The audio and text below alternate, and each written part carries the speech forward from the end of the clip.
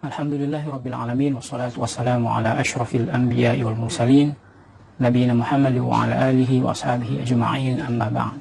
Apa itu usul fiqh? Atau lebih tepatnya ilmu usul fiqh. Bagi sebahagian kita yang mempunyai latar belakang pengajian Islam, istilah usul fiqh mungkin sudah pernah didengari dan bahkan pernah mempelajari sedikit sebanyak tentang ilmu ini. Namun bagi kalangan mereka yang berlatar belakang bidang lain, kebiasaannya mereka belum mendengar atau tidak pernah tahu tentang ilmu usul fiqh. Baik, penjelasan ringkas dan padat dalam siri usul fiqh mudah ini, saya akan coba untuk menerangkan apa itu ilmu usul fiqh. Seperti dalam bidang-bidang lain di luar pengajian Islam, memahami maksud sesuatu bidang ilmu adalah penting agar kita tahu seluk-beluk bidang tersebut sebelum kita mempelajarinya. Sebagai permulaan, perlu diketahui bahwa ilmu usul fiqh adalah salah satu cabang ilmu dalam bidang pengajian Islam yang berkaitan rapat dengan ilmu fiqh itu sendiri. Dalam pengajian Islam terdapat ilmu tafsir, ilmu hadis, ilmu akidah, akhlak, dan sebagainya. Sebagai orang Islam, kita tentu pernah mendengar istilah-istilah seperti hukum syara atau hukum hakam agama, hukum fiqh, persoalan ibadat, pahala, dosa, halal haram, dan sebagainya. Perlu kita tahu, maksud fiqh itu sendiri adalah kefahaman. Iya, kefahaman terhadap hukum hakam Allah.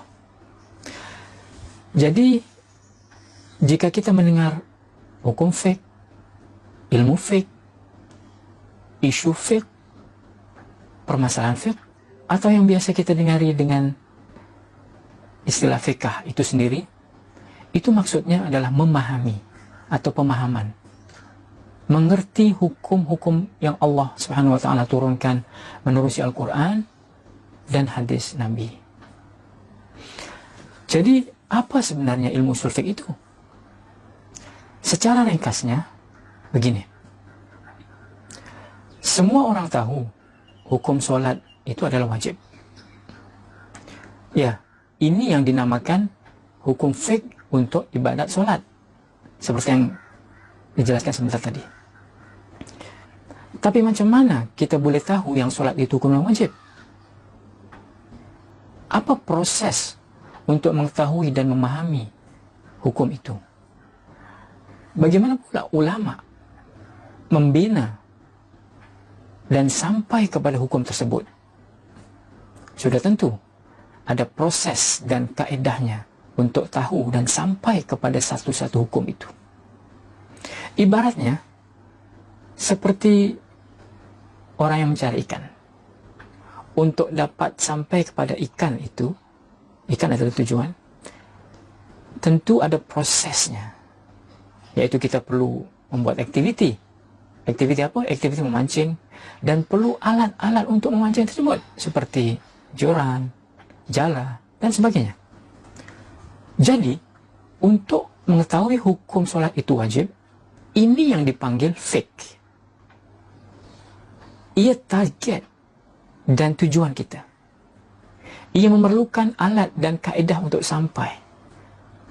Dan alat serta kaedah inilah yang dimaksudkan dengan ilmu usul fiqh itu. Maka, usul fiqh itu, kalau diperincikan maksud perkataan satu persatu, ia adalah dalil-dalil fiqh. Usul itu perkataan jamak atau plural dalam bahasa Arab. Bentuk tunggalnya atau mufradnya adalah asal, yang bermaksud dari segi bahasa asas atau asal. Tapi dari segi istilah, ia bermaksud dalil. Maka usul maksudnya dalil-dalil. Dan usul fiqh berarti dalil-dalil fiqh. Dan ilmu usul fiqh bermaksud ilmu berupa kaedah dan dalil-dalil fiqh yang digunakan untuk membina atau mencari dan menghasilkan hukum-hukum syarak. Usaha membina dan menghasilkan hukum syarak ini dipanggil sebagai istinbat. Dan dalil-dalil fiqh yang dimaksudkan adalah Al-Quran, As-Sunnah, Ijma' dan Qiyas. Dan insyaAllah kita akan bincangkan secara terperinci dalil-dalil yang 4 ini. Sebagai contoh mudah, untuk memahami atau mengetahui hukum solat itu wajib, perlu proses, yaitu proses istinbat, atau membina dan menghasilkan sesuatu hukum daripada dalil syarak. Begini prosesnya. Ada dalil dalam Al-Quran yang Allah SWT berfirman, wa aqimus shalah. Dalil ini kita faham ianya mengandungi perkataan aqimu. Dan berdasarkan ilmu bahasa Arab, perkataan aqimu itu berbentuk kata kerja, suruhan atau perintah, atau fi'il amar. Lalu bila merujuk kepada kaedah ilmu usul fiqh pula, atau yang dipanggil qawaid usuliyah, ada disebut lafaz amar atau suruhan atau perintah itu membawa maksud sesuatu yang wajib atau yang perlu dikerjakan. Maka berdasarkan proses dan langkah-langkah yang disebut istinbat ini, kita dapat menyimpulkan dan mencapai satu hasil atau natijah, yaitu solat itu wajib dikerjakan berdasarkan kepada dalil dan proses pengambilan hukum tadi. Tahu proses dan langkah menghasilkan hukum inilah yang dipanggil ilmu usul fiqh. Jadi, memahami solat itu hukumnya wajib berdasarkan dalil terperinci ini disebut ilmu fiqh.